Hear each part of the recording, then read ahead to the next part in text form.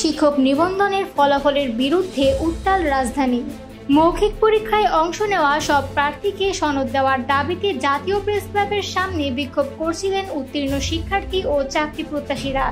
কিন্তু শান্তিপূর্ণ সেই আন্দোলনে পুলিশ ব্যবহার করে জলকামান ও সাউন্ড গ্রেনেড। আজ রোববার 22 জুন বেলা 11টার দিকে এ ঘটনা ঘটে। আন্দোলনকারীরা জানান, তারা প্রেস ক্লাবের সামনে অবস্থান নিয়ে দাবি তুলেছিলেন ভাইভায় অংশ নেওয়া সকলকে উত্তীর্ণ ঘোষণা করে সনদ দিতে হবে। তবে সকাল 11টায় পুলিশ তাদের এগোতে বাধা দেয়। আন্দোলনকারীরা স্লোগান দিয়ে প্রতিবাদ চালিয়ে গেলে ঠিক 11টা 23 মিনিটে হঠাৎই শুরু হয় জলকামান ও সাউন্ড গ্রেনেডের ভয়াবহ ধাক্কা। মুহূর্তে ছত্রভঙ্গ হয়ে যায় মানববন্ধন।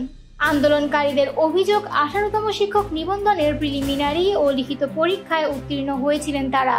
তারপর ভাইভা পরীক্ষার জন্য ডাকা হলেও রেকর্ড 20,688 জনকে ইচ্ছাকৃতভাবে ফেল করানো হয়েছে। সুনামগঞ্জ থেকে আসা আন্দোলনকারী রাজিবুল ইসলাম বলেন, 31 তারিখ ভাইভা শেষ আর 4 তারিখেই রেজাল্ট, অথচ আমরা তো ভাইভাই দিতে পারিনি। তাহলে এই রেজাল্ট কাদের? এতজন কিভাবে ফেল করলো? এটা পুরোপুরি এনটিআরসির সাজানো নাটক। আমরা এর প্রতিবাদ জানাচ্ছি। আন্দোলনকারীদের দাবি একটাই, ফলাফল পুনর্মূল্যায়ন করে ভাইভায় অংশ নেওয়া সবাইকে সনদ দিতে হবে।